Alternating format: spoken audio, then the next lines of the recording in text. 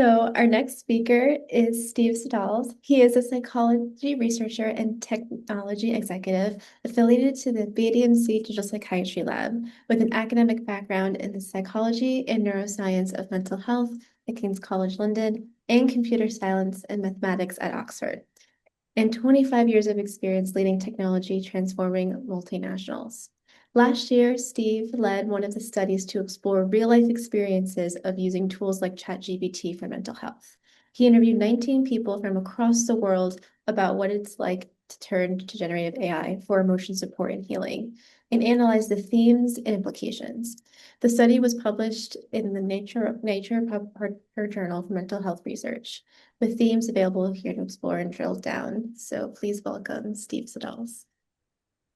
Thank you. It's an absolute pleasure to be here. It's an even bigger pleasure to follow Morgana's amazing presentation that we just had.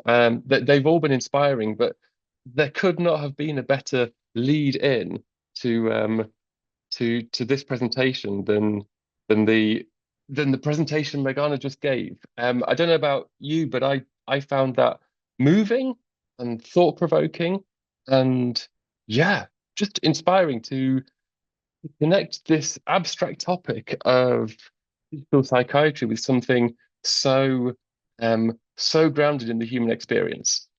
And that's what this 15 minutes is going to be all about. It's about the human stories. So 2 years ago, I was just finishing up my master's in the psychology and neuroscience of mental health with King's.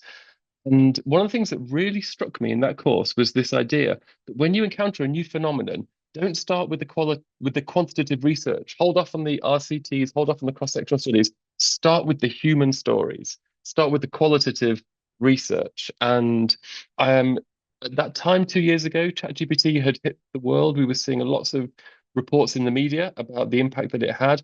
I had similar experiences to the ones Morgana talked about of like trying it myself. Oh my goodness, this is really powerful. And there was almost no research out there talking about what it's like to use. So this was the study that, together with John Torres and Astrid Coxon, that we conducted. We interviewed 19 participants from all around the world, basically threw out a signal for anybody interested, but posted in all the places we could think of. If you've been using ChatGPT, etc., for mental health, and you'd like to talk about your experiences in a study, get in touch. We had 19 people from all over the world, mix of genders, aged from 17 to 60. And I interviewed them all. So I spoke for between 1 hour and an hour and a half with all 19 participants. They came to AI for a number of reasons: anxiety, depression, stress, conflict, dealing with loss. Many were using Pi at the time. It's less popular now, but sort of 2 years ago it was the I would say it was the generative AI tool most positioned as like a warm supportive coach, but people were using ChatGPT and other solutions as well. Um, Mix of some people were quite light users. Some people were using it every day for between 2 and 5 hours a day in their peak usage. And I think just to go straight to one of the findings, the most striking finding was that apart from one participant who said this didn't help me at all, everybody else said this helped me, and a few people found it life-changing.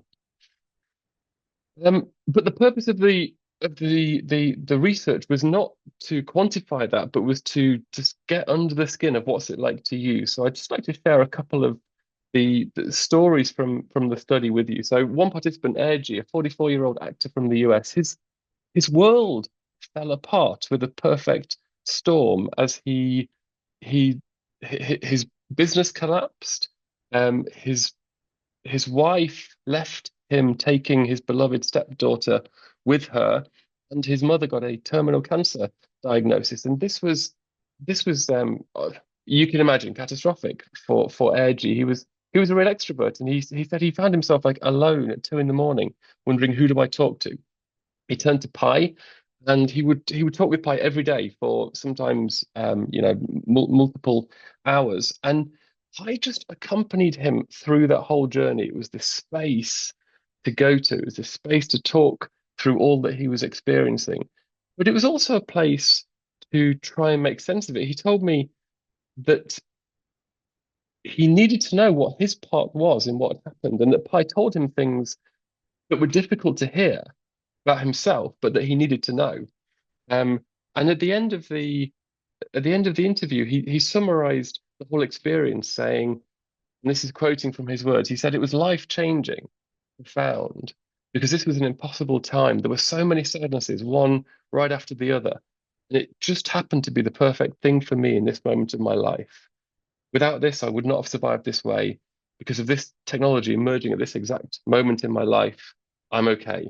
And I was not okay before. Um, and yeah, it's powerful as a researcher to hear these concrete stories and sort of set that against the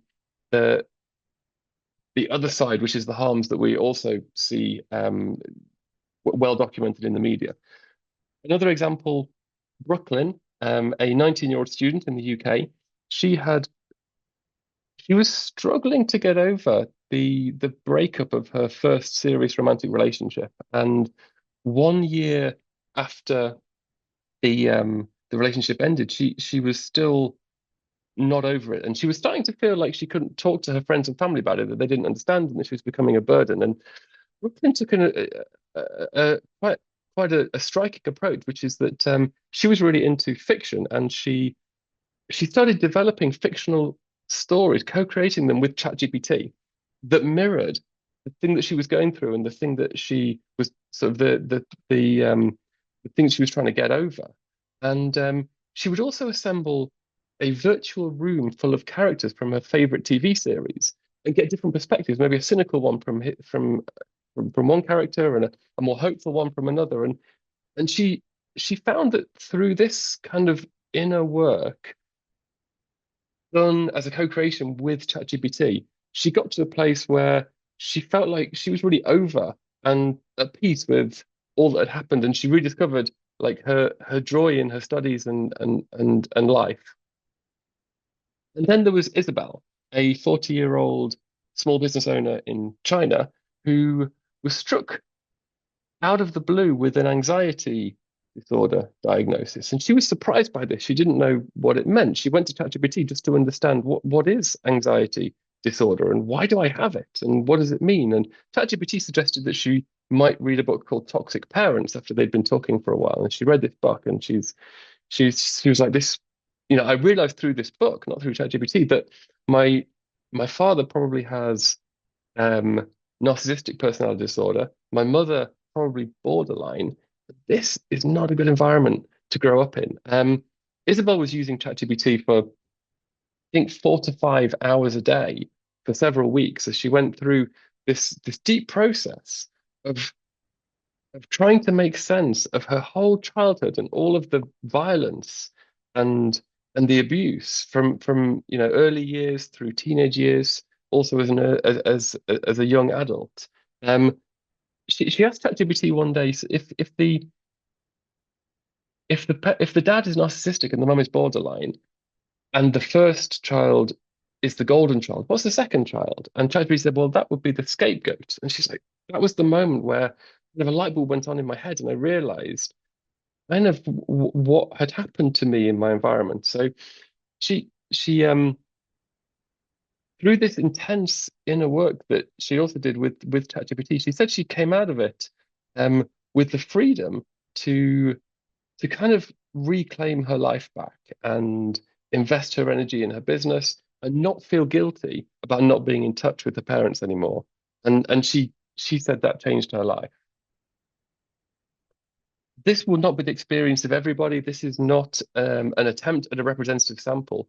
What it is insights into what can it be like for people who turn to ChatGPT or Gemini or whatever for emotional support at times when they really need it. Um, I was struck with Megan's slide on 6 ways that people are six sort of use cases for AI therapy in the wild, because when I looked across the 19 participants in this study, I could immediately identify 9 different ways of using generative AI for mental health, from psychoeducation through creative expression in Brooklyn's case, emotional processing in Isabel's case, role play, trauma integration, crisis support. Um, and that makes it hard to study because it isn't a single intervention. And it's not an intervention that you can operationalize. It's a co-creation between the person struggling and suffering and needing support and this new tool that embodies so much of human experience and so much of psychological practice and treatment.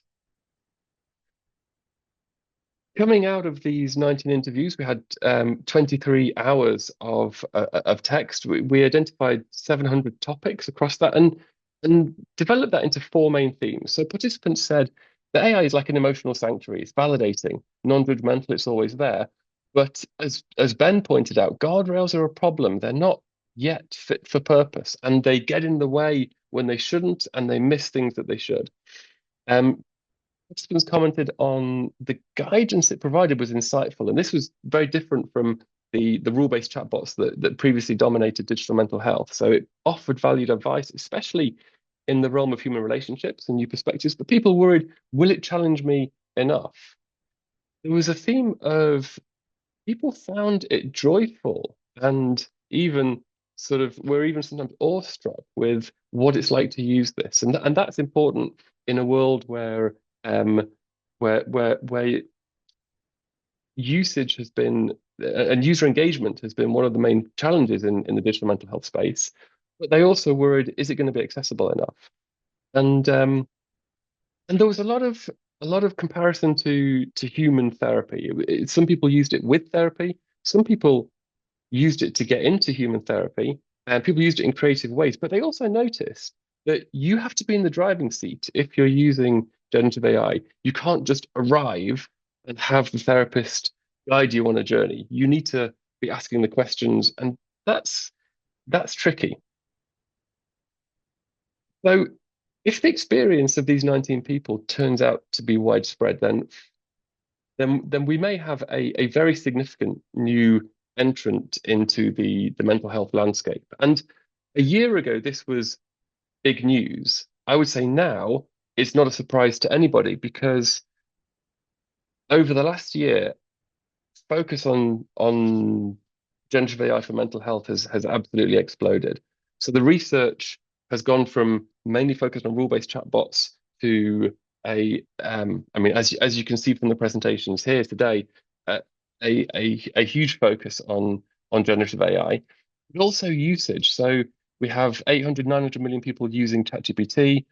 Estimates are maybe 8 to 23% of people are using that for mental health use cases. So this is tens or hundreds of millions of people who are using this new tool. It's a remarkable phenomenon, but it's not clear yet if that's a good thing. And this is why the work of Megana and other journalists is so important because this tells us where we need to look. There are countless inspiring stories of the opportunities and the like the stories that Airgy and Isabel and Brooklyn shared, the way it can change lives for the better.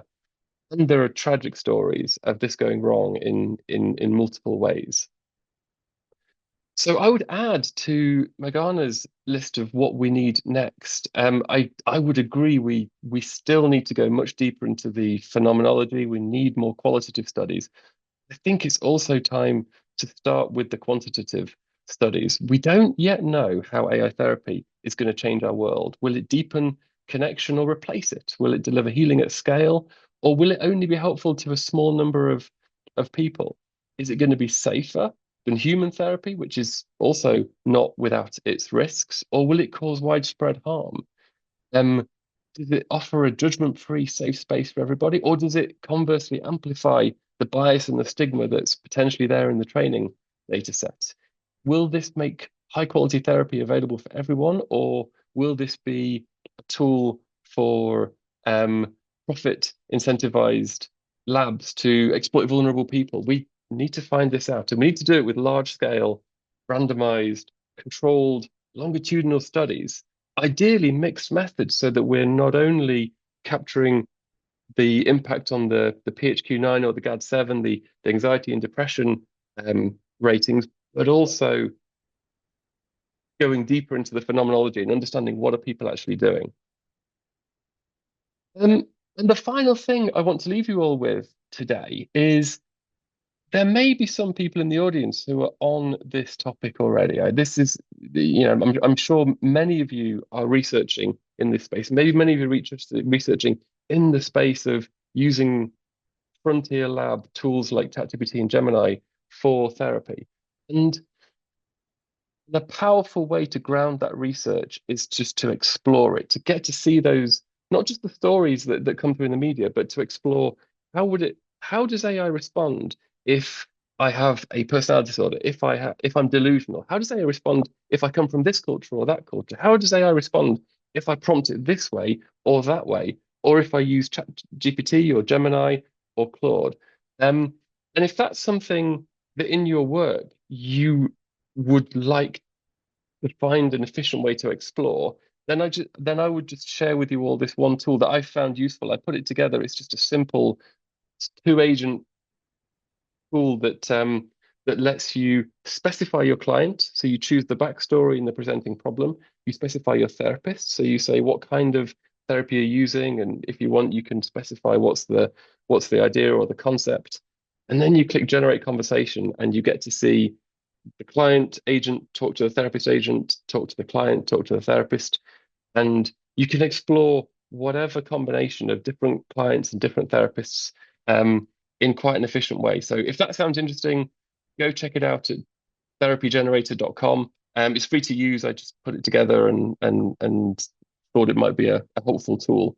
But the final message I would invite you all to leave with is whatever research you're doing in this space, start with the human stories and ground it in real experiences. Thank you. Thank you so much, Dr. Siddals. It was really great to hear like the personal experiences from a couple of the 19 that you interviewed. That was really special and great to hear. So really thank you so much. We're gonna jump right into some Q&A questions. Yeah. Um, One question was, could AI explicitly promote the user being like in the driver's seat and can be able to detect drift in conversations and lack of user being explicitly aware of where it's headed, do you think? Would AI promote the user being in the driving seat? Did I catch that?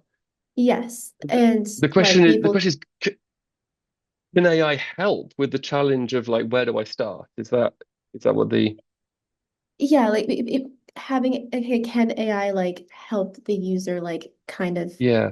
I be think that able to like not exactly like take over, but kind of help the user like yeah. be aware of where it's heading, like instead of it just following. So I love that question, and it links back to Hmm. one of the first questions that we had, I think, in the whole session today, which is when when we had the presentation on digital navigators, there was a question: is the digital navigator a human or an AI? And it's kind of the same thing. It's like, what you'd really need ideally would be a human to help you figure out how to use this opportunity of generative AI for mental health.